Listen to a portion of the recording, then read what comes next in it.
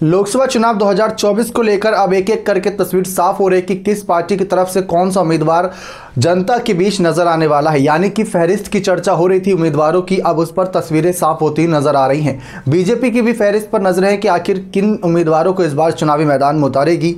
हालिया हुए विधानसभा चुनाव में उन्होंने कई युवा चेहरों पर, कई नए चेहरों पर दाव लगाया, जो सही साबित भी रहा। उन्होंने उनको अच्छी खासी जीत दिलाकर दी। ठीक वैसे ही लोकसभा चुनाव 2024 में क्या बीजेपी नए चेहरों को मौका देगी? अगर मौका देगी तो किनको बैठाएगी?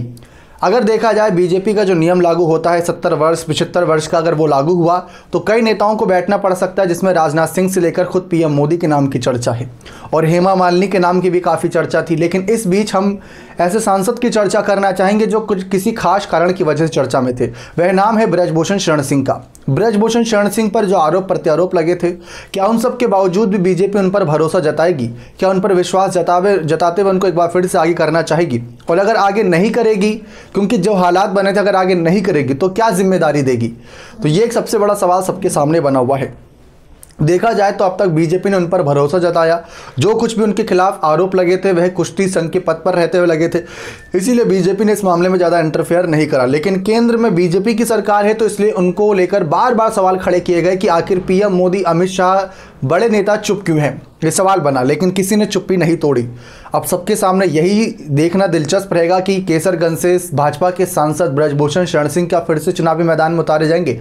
अगर उतारे जाएंगे तो कांग्रेस, समाजवादी पार्टी और अन्य पार्टी इस मुद्दे को उठाने से नहीं चूकेगी। जी हाँ, ये बात आप भी जानते हैं। भले ही तमाम विपक्षी पार्टियों ने बहुत कम तरीके से इस मुद्दे को उठाया, खासकर अखिलेश यादव से जो उम्मीद थी कि इस मुद्दे को उठाते और अच्छे तरीके से, उन्होंने साफ कहा कि वे महिलाओं के अन्याय के खिलाफ हैं। वे नहीं चाहते कि महिलाओं का साथ अन्याय हो, उनके साथ ऐसा कुछ हुआ और उस पर उनको न्याय ना मिले, तो वो नहीं चाहते। लेकिन वे ब्रजभूषण के खिलाफ खुलकर बातें भी नहीं कर रहे थे।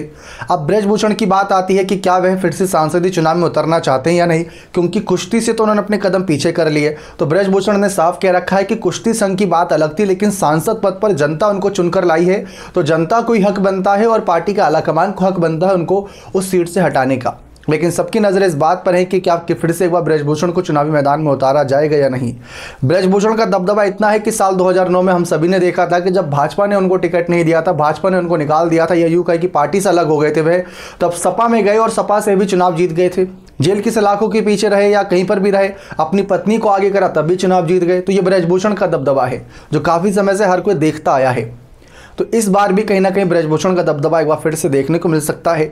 लेकिन जैसा कि बार बार कहा जा रहा है कि इस मुद्दे को बाकी विपक्षी पार्टियां जोरों शोरों से उठा सकती हैं और वह इस मुद्दे से चूकेंगे नहीं। महिला वोटर्स को साधने के लिए इस मुद्दे को एक बड़ा हथियार बना सकती हैं। ऐसे में बीजेपी क्या फैसला लेती है और अगर ब्रजभूषण को टिकट देगी तो क्या टिकट देने का फैसला सही रहेगा, ये तो चुनावी माहौल बताएगा। और टिकट नहीं देगी तो किन कारणों की वजह से। बने रहे चैनल के साथ। बहुत बहुत धन्यवाद।